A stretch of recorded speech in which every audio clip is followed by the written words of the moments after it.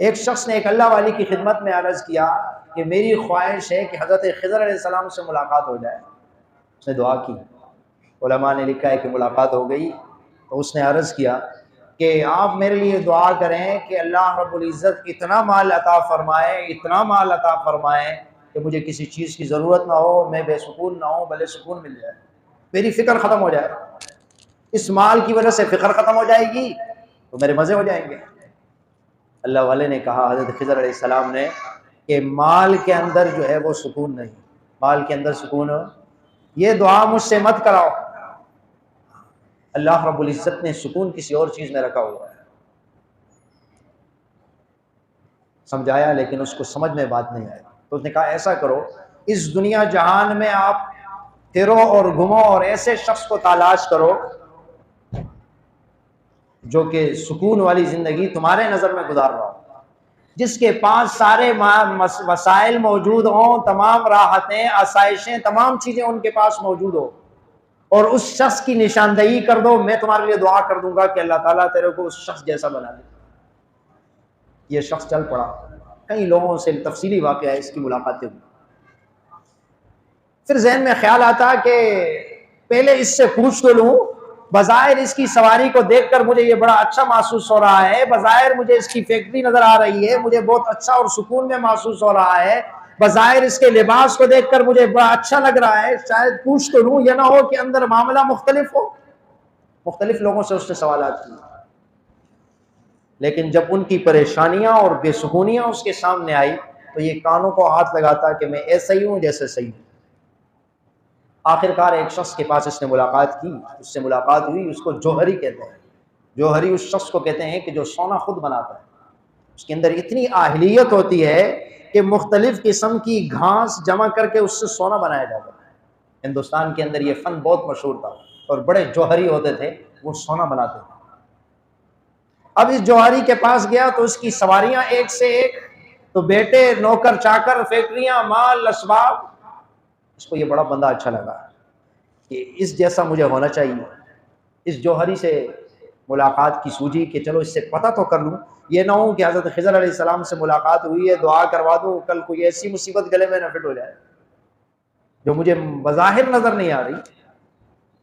उसने जब उस जौहरी से मुलाकात की और कहा कि इस ख्वाहिश के साथ तुम्हारे पास आया हूँ, तुम्हारे ऊपर अल्लाह की बड़ी नेमतें देख रहा हूँ, जो ज़रूरात ज़िंदगी हैं या नेमतें हैं वो सब अल्लाह रब्बुल इज़्ज़त ने अता की हैं, वो तुम्हारे पास मौजूद है, और इसी के लिए मैं मारा मारा फिर रहा हूँ। मेरी ये ख्वाहिश है कि मैं तुम्हारी तरह हो जाऊँ, लेकिन उससे पहले कि मैं तुमसे एक सवाल करता हूँ। सवाल यह है कि अपनी ज़िंदगी की कोई परेशानी तो नहीं, वो मुझे बता दो। ये ना हो कि इतनी ख़तरनाक परेशानी हो जो बज़ाहिर तुम्हारे पास असबाब नज़र आ रहे हैं, उनसे वो हल ना हो रहा हो। उसने कहा अल्लाह के बंदे, खुदा के लिए मेरी तरह होने का नहीं बोलना, न सवाल करना। जो मुझ पे गुजर रही वो मुझ पे गुजर रही। मैं जिस तरीके से ज़िंदगी गुजार रहा हूँ और जिस कर्ब और जिस तकलीफ और जिस परेशानी से ज़िंदगी गुजार रहा हूँ वो मुझे पता है।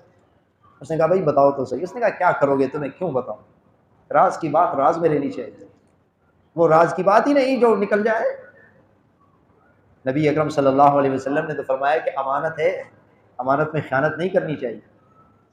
किसी ने अगर आपसे ये कह दिया कि ये बात कही, किसी को नहीं बताना, ये क्या है, अमानत है, इसमें ख़यानत नहीं करनी, वरना तो बड़ा ख़यानत है, बहुत बड़ा इसका गुनाह है। खाली पैसा किसी को दे देना और उसमें आदमी मिलावट न करे, ये ख़यानत नहीं, इसका मफ़हूम बहुत वसी है। आप किसी के पास काम कर रहे हैं, आपने मुआहदा किया है कि 8 घंटे मजदूरी करूंगा, उसमें अगर आप 7 घंटे काम कर रहे हैं, अमानत में ख़यानत कर रहे हैं। क़यामत के दिन पूछा जाएगा। जब आपसे किसी ने कोई बात कह दी तो खत्म बात, अमानत है। फिर खाइन होगा, बहुत बड़ा गुनाहगार होगा और बड़ी सख्त वहीद आएगी। उसने कहा राज की बात है, राज़ियाँ रहने दो। उसने कहा नहीं बताओ, मैं जिस मकसद से चला हूँ, हज़रत खिज़र से मुलाकात हुई है और दुआ करने चला हूँ कि दुनिया में कोई पुरसुकून आदमी मुझे मिले तो मैं दुआ करूँ इस शख्स की तरह हो जाऊँ।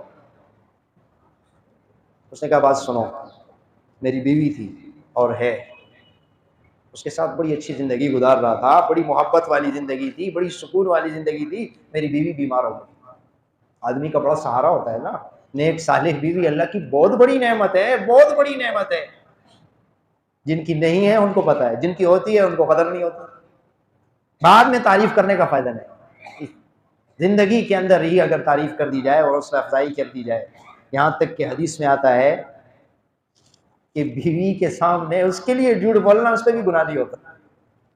आप उससे कहें कि मुझे दुनिया में सबसे हसीन औरत आपसे ज्यादा कोई नहीं, इस पर भी सवाब मिलता है, अगरचा वो दुनिया की सबसे बदसूरत औरत क्यों ना हो। लेकिन उसके साथ जिंदगी गुजारनी है ना, उसको ताने देना, उससे साथ फजूल बात करना जिससे उसकी दिल शिकनी हो, शरीयत ने मना किया। बड़ी अच्छी जिंदगी गुजर रही थी कि अचानक बीवी मेरी बीमार हो गई और बीमारी के उस स्टेज पे पहुंच गई कि जिसपे बचना मुश्किल है, आखिरी साथ समझो। तबीब सारे परेशान हैं, डॉक्टर इलाज करके थक गए, शिफा नहीं हो रही, बिस्तर पे लग गई, आखिरी अय्याम है जिंदगी के गोया। मैं उसके साथ एक दिन गपशप कर रहा था, तो गपशप करते करते बीवी ने मुझसे कहा कि बड़ी मोहब्बत हमारी रही, क्या मेरे मरने के बाद आप दूसरी जगह शादी करेंगे? मैं तो जज्बात के अंदर था, बीवी की बीमारी से भी बड़ा परेशान था, तो मैंने बीवी से कहा कि मैं नहीं करूँगा, आप कसम मुझसे ले लो।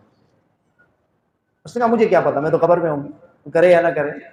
होता है ना, इस तरह के मुआहदे कर लेते हैं, मियाँ बीवी कर लेते हैं, हालांकि शरीयत में ऐसी कोई बात नहीं, लेकिन जज्बात होते हैं, मोहब्बत होती है, ताल्लुक होता है, उसकी बिना पर एक दूसरे से कोई बात कर लेते हैं। कहा कि इतने जज्बात में मैं आया, इतने जज्बात में मैं आया, मैंने कहा मैं तुम्हें सबूत देने के लिए तैयार हूं कि मैं किसी और से शादी नहीं करूंगा। और इस जज्बात में आकर मैंने अपने साथ इतना बुरा किया है, इतना बुरा किया है कि मैं आपको क्या बताऊं। मैंने कहा बताओ सही क्या बुरा हुआ। मैं तबीब के पास गया और मैंने अपनी शर्मगाह ही कटवा दी, खत्म कर दिया, इलाज किया, पर मैं बीमार हो गया। मैंने कहा नहीं करूंगा, तो आपके सामने है ना सब कुछ, खत्म। ख्वाहिशात और ख्वाहिश के लिए आदमी ज्यादा शादी करता है, नौकर चाकर तो उसको मिल जाते हैं खिदमत के लिए। मैंने ये काम किया कि मैं नामर्द हो गया और अपनी शर्मगाह मैंने कटवा ली।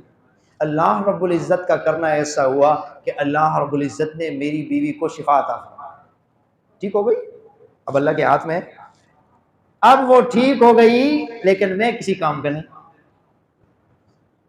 अब जवान औरत है, मैं जवान हूं, लेकिन मेरे अंदर वो सलाहियत मौजूद नहीं। अब उसने क्या किया, मेरे मजदूरों के साथ ताल्लुक कायम करना।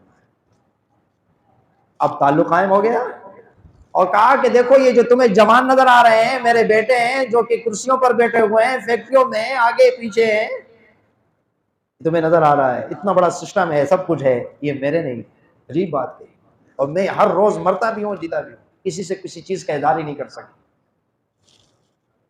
कभी मेरी तरफ बनने की कोशिश नहीं करना। उसने तौबा की, उसने कहा या अल्लाह आपने जैसे रखा मुझे पता है, सुकून तो अल्लाह के हाथ में है ना, सुकून तो देने वाली जात अल्लाह रब्बुल इज़्ज़त की, लेकिन रास्ते हमने दूसरे तलाश किए। जो रास्ता अल्लाह रब्बुल इज़्ज़त ने बताया था उस रास्ते को हमने छोड़ दिया।